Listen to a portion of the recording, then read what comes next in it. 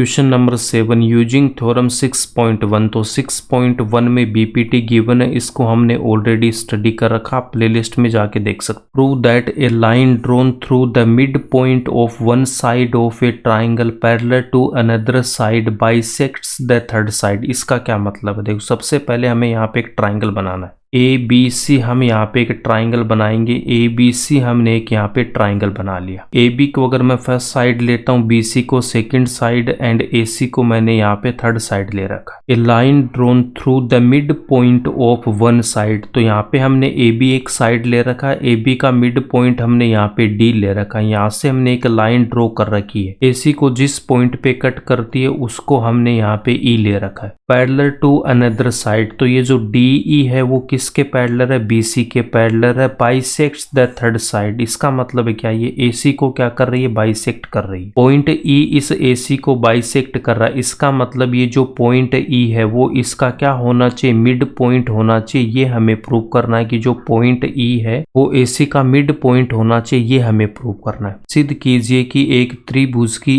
एक भुजा के मध्य बिंदु से होकर, तो मध्य बिंदु ए बी का यहाँ पे डी है, दूसरी भुजा के समांतर। तो ये जो डी ई है वो किसके पैरेलल है? वो इस बीसी के समांतर है। खींची गई रेखा तीसरी भुजा को समद्विभाजित करता। तो एसी को वो क्या कर रहा है? यहाँ पे समद्विभाजित कर रहा है। पॉइंट ई इसका क्या होगा? वो मिड पॉइंट होगा। ये हमें प्रूफ करना है। डायग्राम हमने बना लिया। इसको हमें सोल्व कैसे करना है? यहाँ पे बीपीटी का यूज होगा। तो बीपीटी में आपको क्या बता रखा है कि ट्राइंगल एबीसी है। डीई अगर बीसी के पैरेलल है तो बीपीटी से मैं क्या लिख सकता हूँ? एडी अपॉन डीबी इक्वल होगा एई अपॉन ईसी। बीपीटी में हमें गिवन क्या होता है कि जो डीई है वो बीसी के पैरेलल है। तो बीपीटी से हम क्या लिख सकते हैं? इस ट्राइंगल की जो साइड्स का रेशियो वो क्या होगा? सेम होगा। सॉल्यूशन कैसे लिखना? सबसे पहले हम यहाँ पे एक ट्राइंगल ड्रॉ करेंगे। गिवन हमारे पास क्या कि in triangle ABC D is the mid point of AB. ये जो डी है वो क्या? एबी का मिड पॉइंट है। डी ई बी सी के पैरेलल है। इतना हम यहाँ पे लिख लेंगे। और हमें प्रूफ क्या करना है कि ई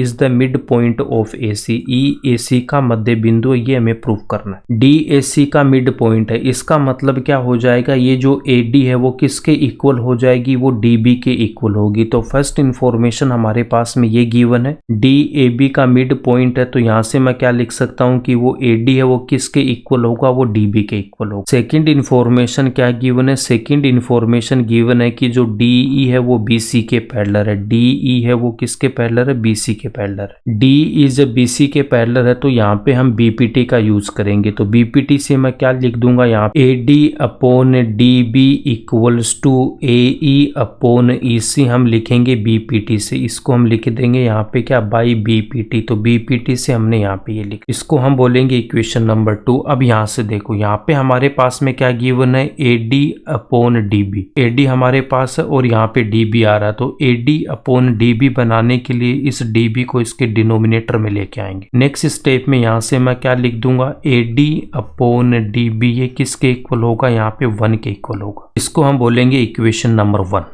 एडी अपॉन डीबी हमें बनाना। तो यहाँ से आप क्या कर सकते हो? इस पूरी इक्वेशन को आप क्या कर दो? डीबी से डिवाइड कर दो। यहाँ पे हमारे पास में एडी है और यहाँ पे मुझे डीबी गिवन है। इसको मैं डिवाइड करूंगा किससे? डीबी से। इसको भी हमें डीबी से डिवाइड करना। तो डीबी से डीबी कैंसिल होगा तो कितना आएगा? 1 आएगा। वही हमने यहाँ पे लिखा। Equation number 1 and equation number 2 में एलएचएस वाला पार्ट सेम है। तो यहाँ से मैं क्या लिख सकता हूँ? 1 किसके इक्वल हो जाएगा? ए ई अपॉन ई सी के। फ्रॉम इक्वेशन नंबर 1 एंड 2 से हम क्या लिखेंगे? 1 equals to A E upon E C. इसको हम रीअरेंज करके यहाँ पे लिखेंगे। ई सी को 1 से मल्टीप्लाई करूंगा तो ए ई किसके इक्वल आएगा? ई सी के इक्वल आएगा। ए ई सी के इक्वल है। यहाँ पे देखो, ये जो मेरे पास में डायग्राम है, यहाँ पे हमारे पास में क्या आ गया? ये जो ए ई है वो किसके इक्वल है? ईसी के इक्वल है। ये दोनों बराबर है। इसका मतलब जो ई है वो क्या हो जाएगा? इसका मिड पॉइंट होगा। ए ई अगर 3 सेंटीमीटर है तो ईसी भी 3 सेंटीमीटर होगा। ए ई अगर 5 सेंटीमीटर है तो ईसी भी कितना होगा? 5 सेंटीमीटर होगा। ये आपको समझाने के लिए यहाँ पे लिखा। ए ई यहाँ पे ईसी के इक्वल है। ए ई